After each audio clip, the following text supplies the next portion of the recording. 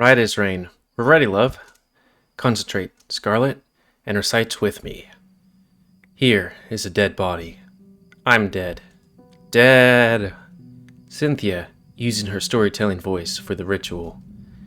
She told me before that some of her clients won't even pay to have sex with her. They just pay her to read things to them. Can't relate. Scarlet repeats her lines, and I can tell that her Scottish bro is getting softer, stiff as a stick. There is an intonation in both of their voices now. Cold as marble. I'm cold. So cold. Faker. Light as a spirit. A sudden wave of disorientation hits me. Like I can't balance. Am I gonna pass out? Lift yourself, in the name of Jesus Christ. I'm flying. I'm flying! No, she isn't. If she says she is, then she is. See, Sam?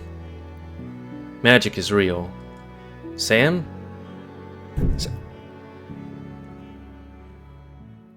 And with that, hello and welcome to another Let's Play. Me, GamerWolfSix of the Smoke Room. Before we start, if you're interested in playing this game, you can get it for free on itch.io. And if you want to support the people that make this game, and or want to get the most up-to-date version earlier, then go to their Patreon, $3 a month. And sorry, I just felt like I had to start with this, because in the last Let's Play I wasn't sure where to stop, due to time and scene reasons. So, what happened on the last Let's Play? Well, both William and I went to the Hip, the place I work at, and his wife was there, which he yelled at her. Well, there was an argument at the very least. And then we both went to the sheriff's office, where he told us his backstory, and we had a bit of a smooch session. At which point, I came back to the Hip, and the girls found a chest full of tarot cards and light as a feather, stiff as a board. I'm not sure if people do that these days. I guess they did in the 90s. I don't know. Wasn't a girl in the 90s, and yeah. At which point, our main character Sam saw the devil and passed out. Is he okay? He was fine just a few minutes ago. Give him some room. Somebody, bring him a glass of water. On it, madame. What do you think could be wrong? He may still be suffering from his prior head injury. What precisely took place in this room? Not much. Just a silly parlor game that Sam wasn't even playing. Wait, what's this? Explain where this trunk came from. We found it in a cubbyhole. Here? Yeah, behind those curtains on the east wall. We thought it might be an old trunk belonging to the madame. I've never seen that trunk in my life. It could belong to the prior owners of this building. Shall I go through it for you, madame? Or ma'am? Cynthia found it, didn't she? Well, I think she can handle sorting through it. Most of it looks like junk. Like novelty occult items. Wait. There's a latch in the top of the trunk. I think there's more stuff in there. This looks a lot like the kinds of necklaces my mother used to make. And that's her mark on the back. Why would this be here? She wouldn't give somebody something like this.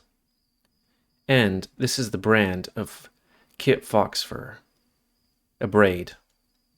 What the fuck? What is this? Why is something like this sitting here? I would also like to know this. And it was in the wall too, for who knows how long. It's yours if you want it. Otherwise, I do not wish to keep it here. I don't know what I want to do with it right now. I just don't want to be near it. I don't want to think about it. I need to be alone right now. Cynthia? Oh good, he's come to. Madame's warm hand props me up as the cold rim of glass touches my lips. Drink. Some of the lukewarm water spills out the sides of my mouth as I try to swallow. Can you sit up? I think I'm fine, ma'am. Sit up and show me. The shape of the room is a little more clear now. There's a dull, throbbing ache whenever I look directly into the lamps. It will help you back to your room. No, everything's okay. I'm fine. I push my body up off the ground, and the whole room looks how I remember it. Then it looks a little sideways. Harlan, catch him. Something grabs me under my arm. Got him. Ethel, could you help Harlan guide Sam to his room? Of course. Wouldn't want the gentleman tripping down the stairs now, would we? Thank you, dear. I need to inspect the trunk closely.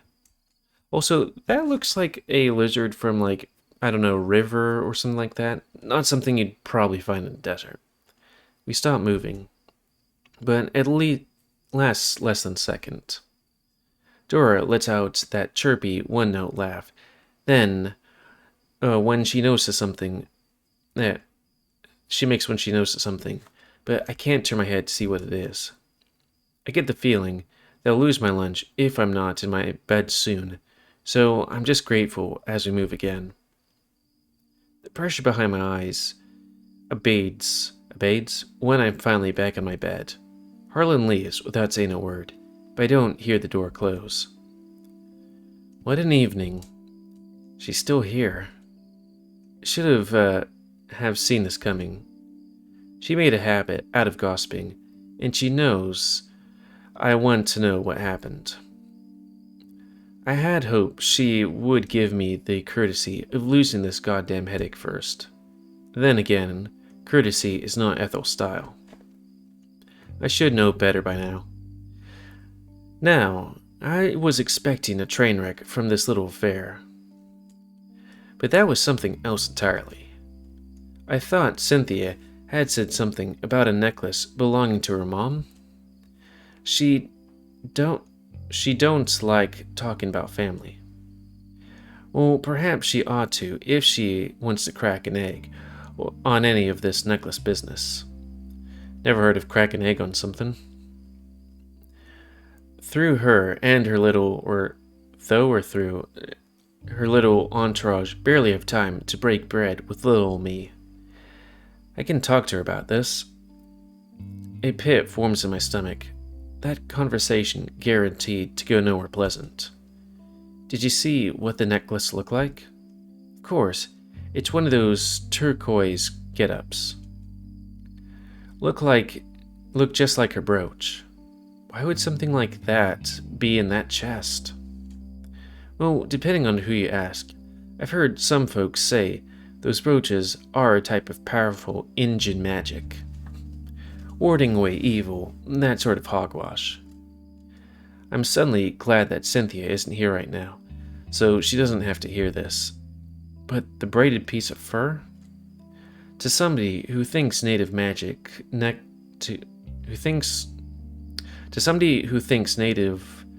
make magic necklaces, could be that they think their fur is more magical. Ethel takes a drag of one of my cigarettes, which she snagged and already lit without asking. Then she exhales.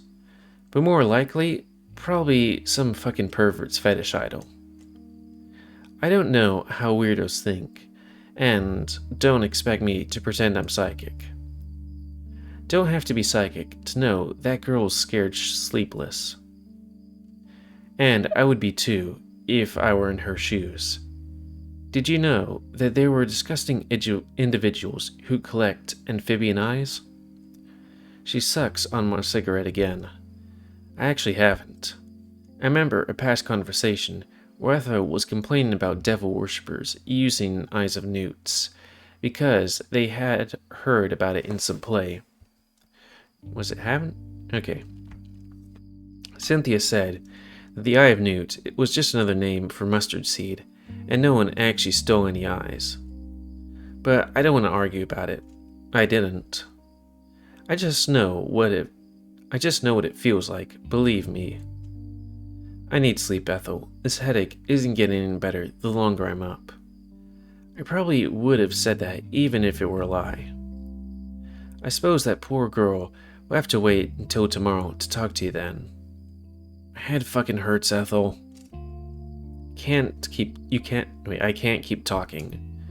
Well, I had enough. I had thought the company would give you some comfort. Jesus, I'm not good right now. Even though I'm like, I want to play this game more, I'm like, I can't read. It's a headache, Ethel. Every new word makes the pressure behind my eyes get tighter. You're appreciated. Before you go, could you bring me a glass of water in the powder room? Sure, sugar. Thanks. She puts on her most musical lilt and sings to me, You're welcome. And she finally shuts the door. The biggest sigh I've had in a good while escapes me. It's finally quiet around here. I need a good night's rest. I wake up rasping in the dark. My throat is parched.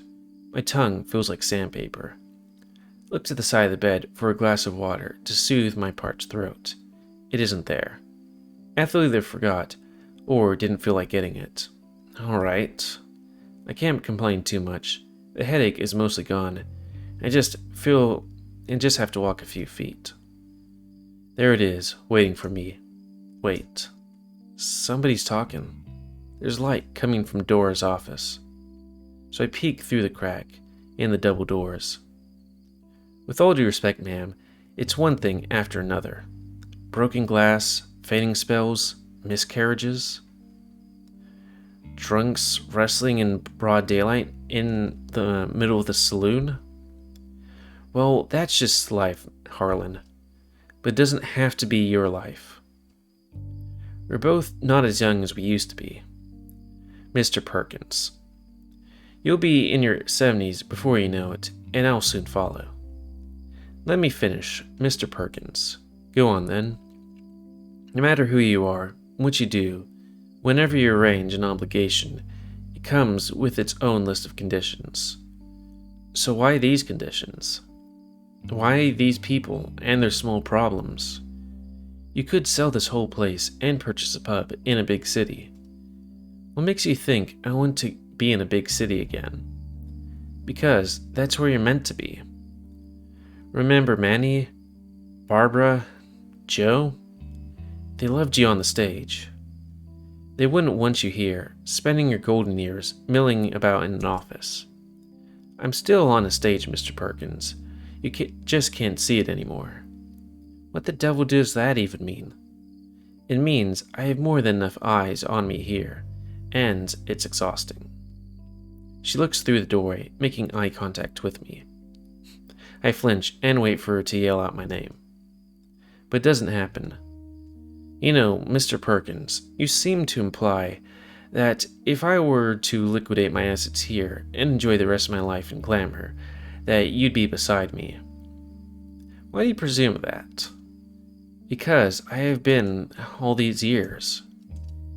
East coast to west, seaside to desert, we've seen it all. We did, yes. The 5 of us. You kept following me out on your own volition. Even after all the others were gone. Because, even as you aged, you stayed beautiful. Mr. Perkins. You're the last blossom on the last cactus on this patch of oblivion. Mr. Perkins, that's enough. I want you to listen to me. I'm happy here. These women need me, and it feels good to be needed. We had a wonderful, wild adventure together. But that time has been over for years, decades now. I just miss it. Well, I don't. I'm just glad that it happened, and that was enough. Ma'am, if I may ask, why did you have to bring this up? Harlan, did you forget? Because you're the one who brought it up. But I didn't. You did. Just a few moments ago. And I think you know why. She opens one of her drawers and pulls out a large envelope. She plucks what looks like a small picture from it. "Give that to me." He snatches it from her grasp, holding it to his chest, heaving quickly as the skin from his mouth pulls back, bearing his sharp incisors. This was in a hidden place of that trunk too. "Stop it." "Stop what, Harlan?" "Either somebody stole a 20-year-old picture from you, or, more likely, that trunk belonged to you." "I'm sorry." "What?" "Wait, what? Have you gone deaf? I said that I'm sorry." "So, you're really admitting it?" "All right. Fine. Don't be sorry. Just get rid of it." But those are my things." "That's entirely the problem. Either that trunk goes, or you do." The hair looked like he was about to bring something up, but stopped, exhaled, and straightened his posture. "It would be gone by the end of tonight. I'm giving that poor girl the brooch and the braid. Don't ever bring anything else. Don't bring back anything else like it." "But you don't understand." "I don't need to understand. Good night." I feel like my whole body's rigid. She didn't call my name? Does she expect me not to tell Cynthia? Maybe she wants me to tell Cynthia. I don't know what to do. But it doesn't matter, because I can't move. I'm stuck in the doorway. My body's numb. Harlan crouches over the trunk and slides it against the floor. He's moving straight towards the doorway. I need to know what to do now. Like, is he physically able to hide? Or call out to them? Like, it's definitely reasons, like, just being like, "Hey, I'm coming there for water," or something like that. Though that is kind of suspicious. Hiding's probably best if he can. That man's distraught. I can't let myself be caught eavesdropping on a conversation like that. I stand to the side of the double doors. He's dragging that crate slowly, but it's dark, and none of the doors shields me from view, and one of the doors. Once I hear it slide against the big rug, I wait for the noise to stop. I peek around the door to see he's finally turned around. What next?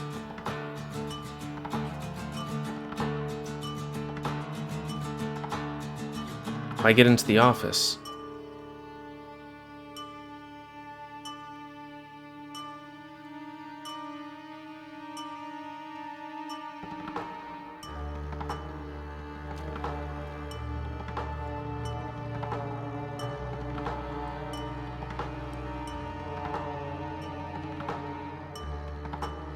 I guess so. Seems stupid, but we're gonna see where this goes. I might be large, but I have the reputation for being quiet for my size. And when somebody might be looking for you in a room, the last thing they'll suspect is somebody being right behind the door. But you can't stay there for very long. So walk right into Dora's office. She doesn't make a sound as Harlan drags a chest of oddities away.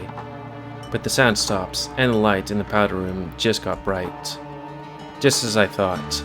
If I'd stayed any longer, I could have been caught. When the doors to the powder room close, we both know Harlan is finally gone. Dora takes a deep breath. What the hell was that? A lovesick old fool who doesn't know how to take no for an answer. Who apparently took a sudden interest in a certain kind of literature he used to loathe. Unless it wasn't sudden, and he was very good at hiding it this long. I need not point this out, but that man is crossing some lines. I fear something must be done soon if we can't come to a reasonable understanding. Was Cynthia all right? She locked herself up in a room. I'll defend her privacy. But think carefully before telling her about what you saw tonight. Why's that? If she knows what Harlan did, and he's still here, I suspect she'll never be comfortable in the saloon again. So, like, did he steal people's shit? Did he buy people's shit randomly? Did he deliberately seek out those things because because of the people that we have here, or like, or did he have some kind of relationship to like Cynthia's extended family? And Harlan himself is perceptive. If anybody openly casts suspicion on him, he'll start acting worse. Why don't you just get rid of Harlan? If I fire him, he'll be a homeless old man far past his prime. He's an old friend, and I have a hunch that he desperately needs money. And, more importantly, he's good at his trade. Not a lot of skilled mixologists in town, unless I poach that Burns boy. Byron's? But Lord knows, his wonderful mother would never agree to that. There's always that greedy pharmacist with hot little hands, but I could never. What to do, what to do. You're not going to make me bartend, are you? I don't think that role would be a good fit for you. Alright. Good. Try to get more rest, Samuel. And remember to drink your water. Yes, ma'am. I crawl into bed, my throat's still scratchy, but at least not in pain now. Mixing drinks could have been a useful skill to learn. I would have turned it down, since she needs a long-term replacement. But I still wish she would have asked. Once William finishes up with whatever he has planned for this town, I'll be on my way with my train ticket. Maybe he'll want to come with me. Nah, that's stupid to think. I wish it were true, though. Like most of my days, I wake up with a knock on my door. Yeah? Are you decent, Sam? She sounds different today. Tired. Drained. I slept in my clothes last night, unfortunately. The door opens and she comes in. You must feel sore. Nah, it's nothing. You okay? I was gonna ask you the same thing. Last night wasn't your fault. I think it was the drinking. And, well, I feel myself get hot as I brush my paw over the scar on the back of my head. I'll probably be paying for this for a good while. How are you feeling after last night? Bad. She crosses her arms. Well, of course she feels bad. The fuck did I ask it like that? I know I'm not the best at ignoring people who infuriate me. Infuriate? But everybody dies, don't they? So, and every time I hear somebody saying something stupid or evil, just think. You're gonna be dead one day. Listen, Sam, I guess this is some kind of religious thing. I didn't understand. And time will eat you up. Sam, yeah? I don't care about what happens to bad people. I want to enjoy my own life while I have it. Life is all we got. I want to hug Cynthia. She's cute and nice. There's nothing else. We can agree to disagree. That's not an important discussion to me right now. This brothel is a lot of things, Sam. But it ain't a cage. Last night was the first time in a long time I felt like I did back in the reservation. I don't want to leave, Sam. But if there's anybody here doing what they did there, I don't think I can stay. Where would you go? There's always a way to get by. If I told her about Harlan now, I think she'd leave us for sure. But it seems like he's on his way out. Maybe I don't need to burden her with the sort of knowledge right now. My paw slides down my head to the back of my neck and I rub it. But what if it's nothing? You know it isn't. Oh yeah, I forgot about the crazy words, kind of like an echo. What was that? Samuel, don't scream like that. It's the worst. Wait, was I exclamating? I'm sorry, it's just... Did you hear that? Hear what?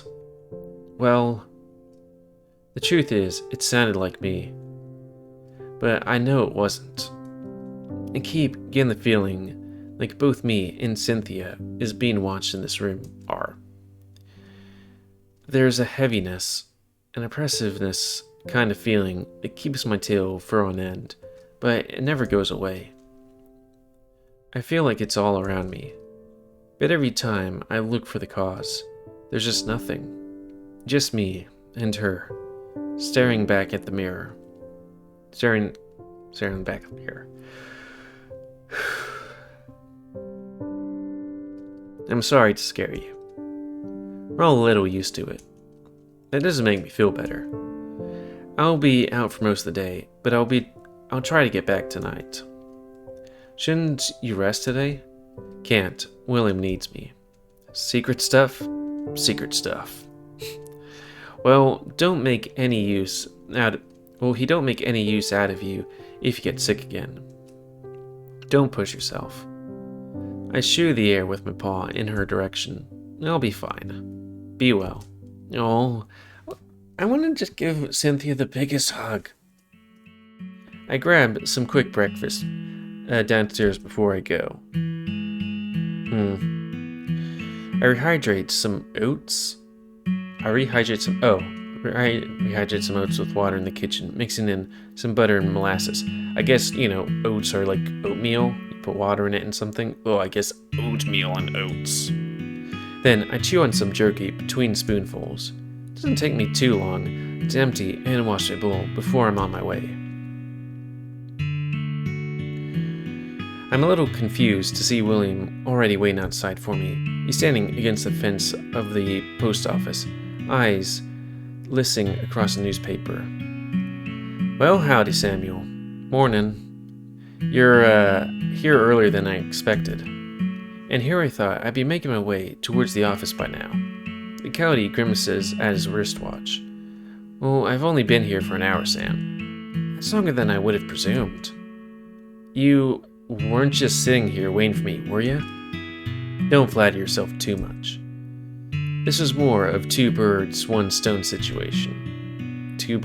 Those two birds being... Nag me some more. Why don't you? Was a fair question. I was waiting for you, but I'm also on the lookout. What for? Don't want to talk about it, but you can probably guess. Well, if I can guess anything, how about a sly pair of strong suits, hot on your tail? Suits. On your tail? William takes his eyes off the paper, looks at me, and his voice turns snappy and stern. Mobsters are Catholic Sam. You won't find him on the street on Sunday morning. I was joking, Sheriff. Well, that wasn't funny. He lowers his paper with his wrist, then reaches out a paw, running his hands along one of my ears. They flatten to my head as I recoil back, and Will is flicking something to the ground. The hell was that for? You had some dust in your ear, like you hadn't washed. It was bothering me. Sorry, I'm a bit dingy. A lot happened last night. Like what? Nothing I'd like to talk about. A friend had a bad time. She's not clear of the forest neither, so to speak. Doesn't exactly understand what that means. Teasing vague stories you're not willing to talk about in detail can get suspicious quick. Not as suspicious as pretending to read a newspaper in broad daylight while sticking out the hip, I reckon.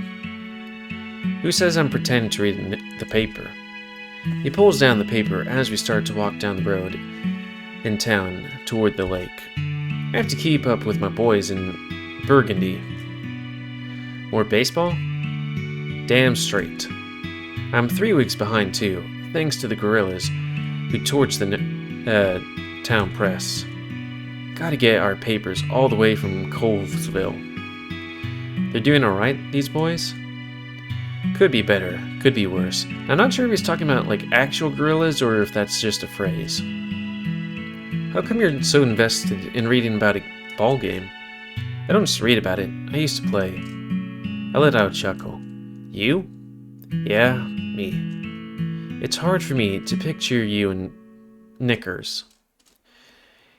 You see so many of those in the locker room, you get used to it. Ain't they tight? Couldn't complain. You ever play the game yourself, Sam? The sticks and pine cones we played with could hardly count as a real deal. You ever been to a baseball game? Not a professional one, no. So, you've never had a hot dog then? Of course I've had a hot dog before. I meant a foot long, fresh from the stands. Some of the biggest stadiums carry ones covered in just the right amount of spicy mustard and sweet relish. Spicy mustard. Sounds messy. Nobody cares. Just eat it like a gentleman if you're that fussed. Guess I don't have to worry about it anymore anytime soon. William whiskers droop. Ain't that the truth? A lot less going on here than there was in the big city, huh? Oh, it's night and day, Sam. If I didn't have to intervene so much with these people's problems, I'd be bored out of my skull. That's kind of sad, isn't it? It's almost like he's saying there's nothing here for him. I wouldn't have thought that were the case, if it weren't for what he told me today. And with that scene change and us being at 30 minutes, that's a great time to actually change it. Instead of last one where I was like, found the chest, do we switch it? Go to the smoke room or whatever, do we change it? Etc, etc. Nope. But yeah, the end of this Let's Play. Us being on the lake where decades later, or maybe 100 years, something like that, somebody dies. Probably, I don't know. I mean, we think they're dead, but strange things are going on. Anyways, and I'm talking about the game Echo. Anyways, that's going to be the end of this Let's Play. So comment, comment, you like, dislike, tips, or otherwise. Well, I guess I don't need tip. Well, maybe it might be like, hey, if you do this, this happens. But anyways, if you like my YouTube and like to see it grow, then please like, subscribe, and check out the videos that have grown. Please remember to spay near animals to help control the pet population. And if you're interested in playing this game, you can get it for free on itch. And if you want to support the people that make this game and or want to get the most updated version earlier, then you can go to their Patreon. And until next time, let's play me, GamerWolfSix of Echo. So thanks and see ya.